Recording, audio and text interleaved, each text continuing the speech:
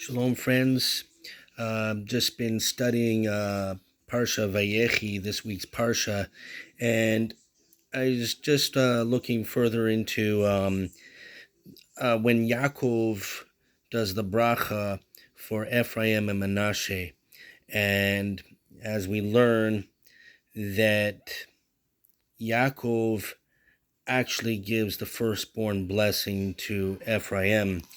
So here in Bereshit 48, chapter 48, Pasuk 17, it says, Joseph saw that his father was placing his right hand on Ephraim's head, and it displeased him. So he supported his father's hand to remove it upon Ephraim's head to Manasseh's head. And Joseph said to his father, Not so, father, for this is the firstborn. Place your right hand on his head. But his father refused, saying, I know, my son, I know. He too will become a people, and he too will become great.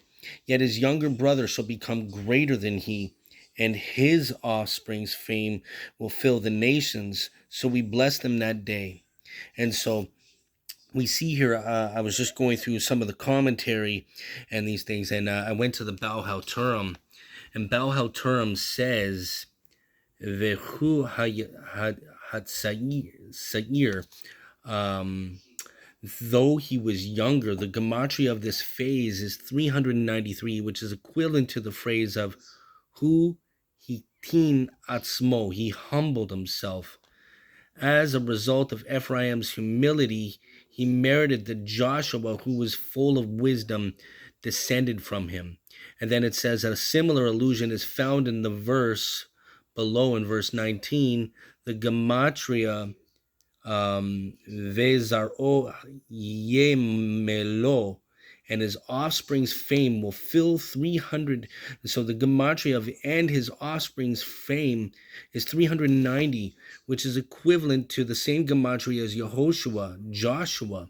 So I went through and we see Joshua, his offspring's fame equals 390.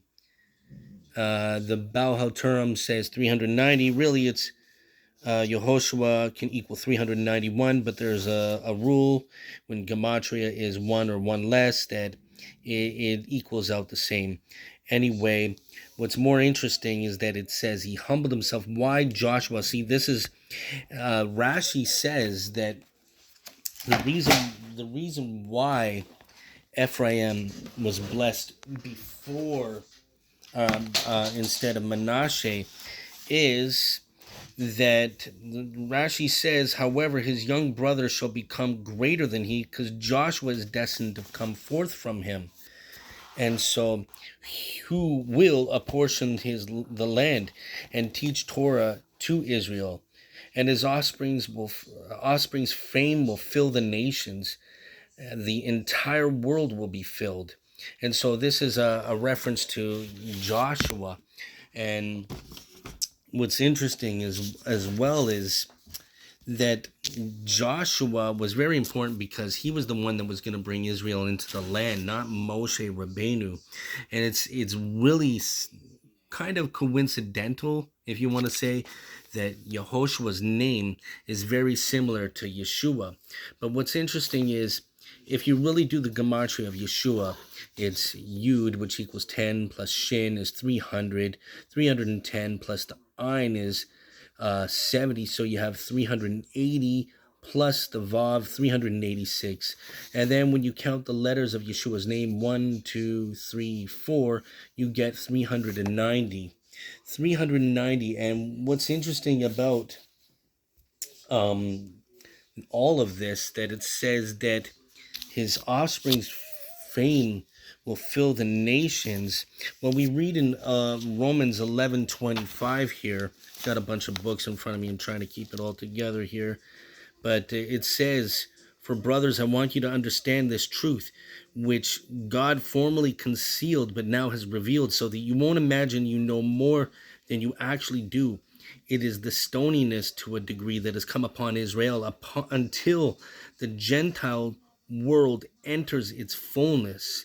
And then that way, it is that all Israel will be saved. And so we see the same kind of wording of the fullness of the Gentiles. His offspring's fame will fill the nations. And also, when you go to Mark chapter 1, I believe it is, verse, let's see here, 28, it says, and the news about him spread quickly through the whole region of Galilee. And basically, Yeshua's fame spread out throughout the world. It was well known what he was doing, especially when it came to his death. But not only that, it said the Baal HaTurim also says that the gematria of the phrase he was younger is he humbled himself.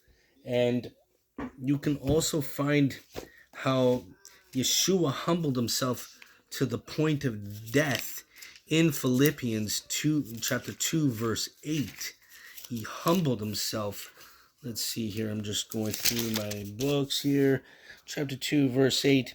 And when he appeared as a human being, note human being, he humbled himself still more by becoming obedient even to death. Death on a stake as a criminal. And so we see that all of these are like almost the same wording as what the Baal HaTurim says with Yehoshua, but it's so close to even Yeshua. But what about Ephraim? Okay, what's the connection with Ephraim?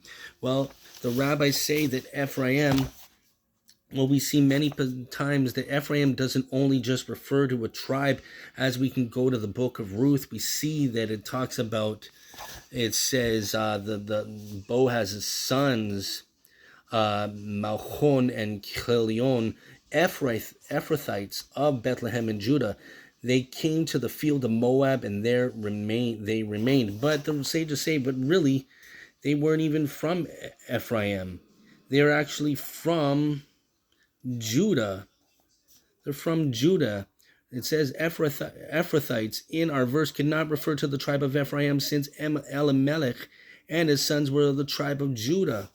And so this name of Ephraim, when it's used in this kind of manner, refers to a crown. It's a wording of greatness. That's what Ephraim symbolizes.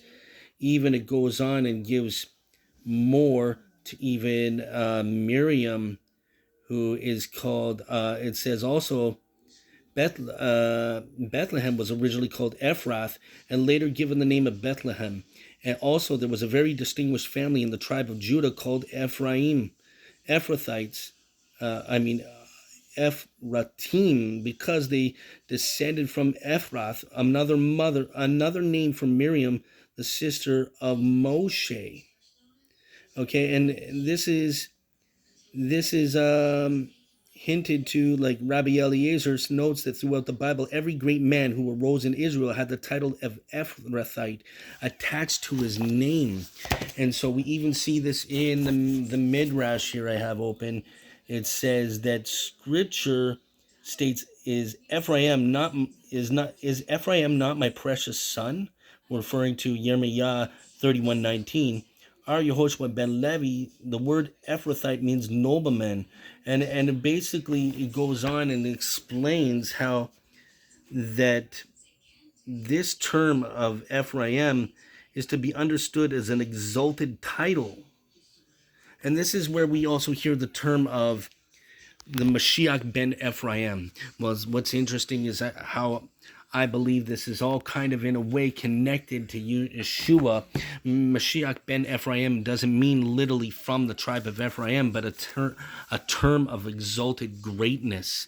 And this is another term that is used in that can be either used as Mashiach ben Yosef or Mashiach ben Ephraim.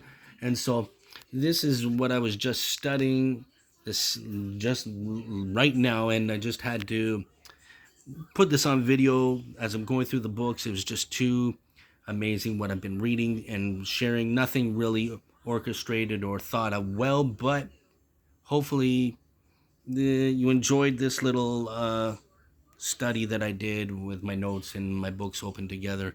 Anyways, Shabbat is approaching. Have a great Shabbat, and may we continue to study, study, study.